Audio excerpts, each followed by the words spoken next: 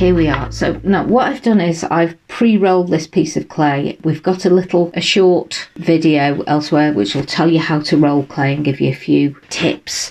This has been left a little bit. If you leave your clay a little bit, it'll firm up and it just makes it easier to work than if it's very floppy, and it's less likely to pull out of shape. So I've got a cutter here that I'm going to use, but you could easily cut around something like, I don't know, like this little dish, or, you know, whatever size you want to do it. I mean, I'm doing it this size, but you can actually make one as big as this bit of clay if you want. It doesn't really matter. Okay, so here I go.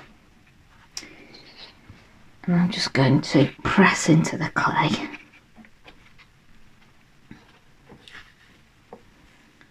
Okay, I'm going to take this away for a bit, and we'll bring it back a bit later when we need it again. So what I'm going to do next is I'm just going to dip my hands into some water and just go around the edge, just to smooth it and to take the sharp edge off where it's been cut. Okay, just like that. And then I'm going to go over and do the same thing on the other side. Now, one thing to mention when you get started with clay is that you need something porous to work on. Anything kind of plastic or kind of a shiny surface isn't going to work because your clay will just stick to it. So I've got a piece of plywood here, but you can equally use a piece of canvas or even a pillowcase, and it just stops things sticking. And my board's got wet with having the clay on, so what I'm going to do is I've got a bit of old t-shirt here which will work just beautifully. I'm just going to pop my clay on it and that will stop it sticking. So basically anything will do. So what I'm going to do now is I've got a little piece of lace here. I'm going to press into it to make a pattern. Okay, so this one's got, I don't know if you can see, it's got a little sticky up flower. I'm not going to use that side. I'm going to use the other side, and I'm going to go partially across. So we've got a kind of a half a pattern, and I'm going to really gently and be careful when you get to the edge so that you don't distort it. So I'm just really gently, no pressure at all on there, and then here where we get to the edge I'm just going to give it an extra press in, just so that we get a good pattern. Now, I was thinking about the sort of thing that you could use. I've got lots and lots of little stamps and things like that, but not everybody has. And when you're starting off, you're always rooting around the house looking for things to put, you know, different effects onto your clay. So I'm just going to take this off now. And if you can see now that the pattern, you can see that pattern in there. So what I thought I'd use to make, you know, a different pattern, you can use anything you like, but I've got this thing here, and if you can notice on the bottom it's got a little bit of a smooth bit. So I'm just going to go around the edge like that and just press in some circular patterns, and then in the middle of those I've got just a pencil with a rubber on the end, and I'm just going to make a slightly different dent in the middle of those.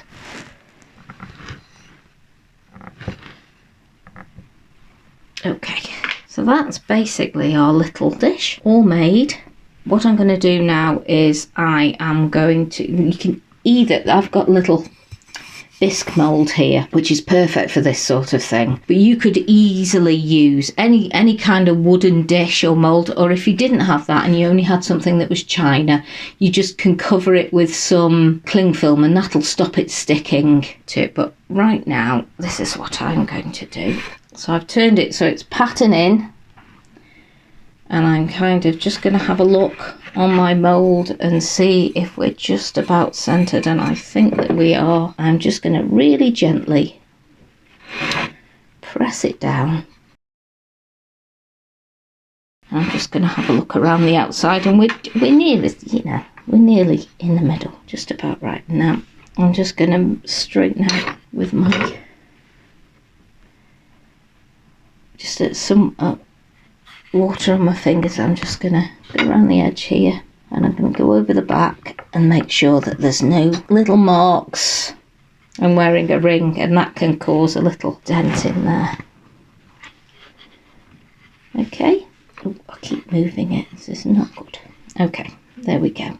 Now, when this gets to leather hard, we'll be able to trim it a little bit, and where that hard edge is, we'll be able to take that in a little bit and, you know, chamfer it in a little bit more onto the clay. So this is fine as it is. If you just want a little pin dish like this, this is fine. But what you can do is to put some little feet on it, if you like, so it sits up, and just add that little bit of detail. So I'm just going to move it out the way. Now I'm just going to put very simple little ball feet on there. And the only difficulty I've ever had doing this is getting them all the same size. So what I'm going to do, this is what I do. Other people might do different things.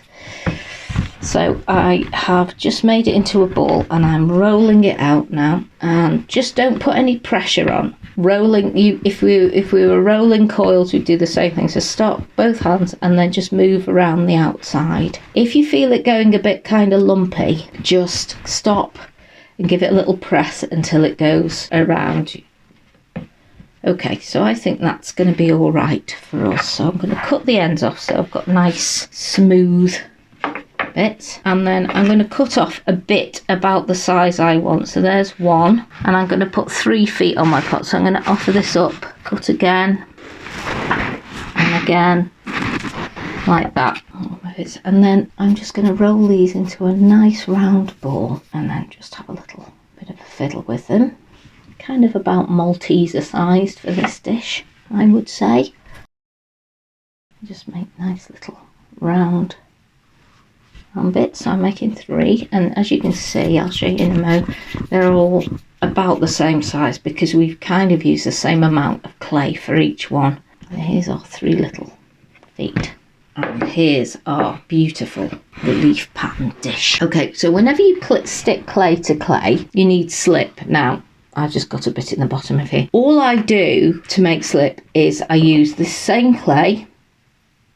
Okay, so if you dry it out, mash it up a bit, and you add some water to it, about single cream consistency, and I put a bit of white vinegar in mine because it seems to, I don't know where I saw it, but it does work, and it does make your clay extra sticky. So wherever you join clay, you need slip, and you also need to roughen. Okay, so here I've just got a needle tool, but you can use a fork or anything you've got to hand, and I just roughened the edge of that.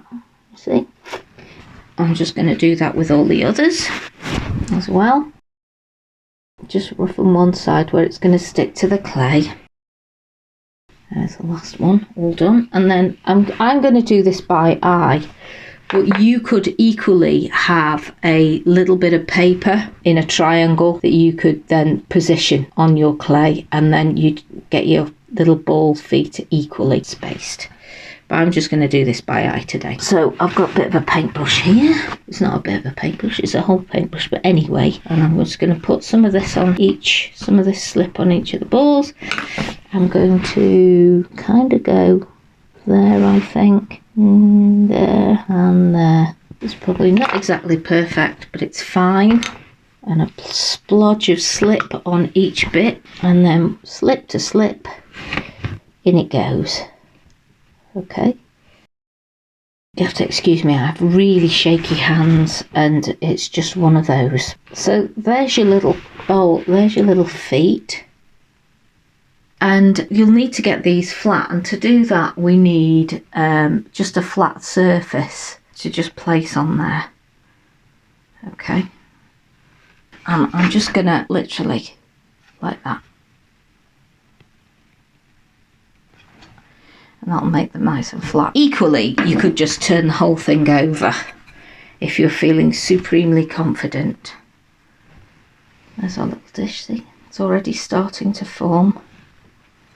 So what I'm going to do now is I'm going to wait until this has firmed up a little bit, maybe even overnight, and then I'm going to trim it and make it into an even prettier little dish.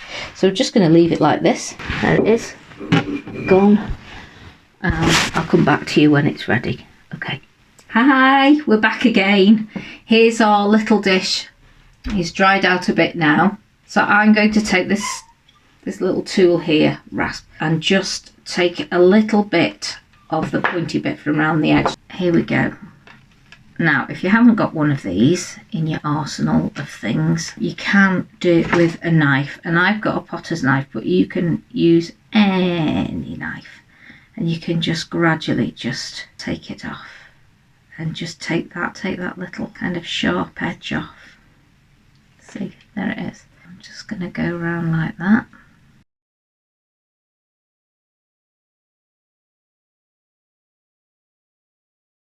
Just take a little bit of time to smooth that out nicely, just even it all out. And then what I'm going to do is I've got a sponge, and it's only just a bit damp. It's not super duper wet, it's quite dry. And it's just, this one's just a normal dish sponge that I wait till they're at the end of their life and stick them through the washing machine at some point, and then just cut them up for using in my studio. Much like my t-shirts and anything else I can get my mitts on that I can recycle, because I'm all about that. And we're just smoothing this gently, gently, gently.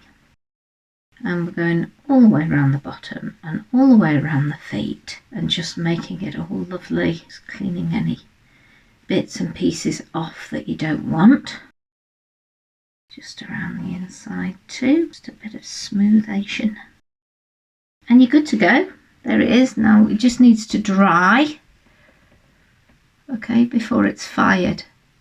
Or if you're doing air dry clay, dry before you paint it. And I've heard say that air dry clay takes a day to dry, but in my experience it takes a bit longer than that. So I would allow 2 or 3 days, depending on kind of whether you're central heated or, you know, where your heat source is or whatever. I would just keep checking it every day, and once it's kind of gone a dusty colour, you'll be able to paint it. But this one was made with fire and clay, so this one's going to dry and be fired, and then it's going to be glazed. Okay, so that's the end of that workshop as well, and just keep an eye out for our other workshops. I'm going to put a few on the website, but we'll be updating them all the time and giving you new ones to have a go at. Okay, all right, take care, bye bye.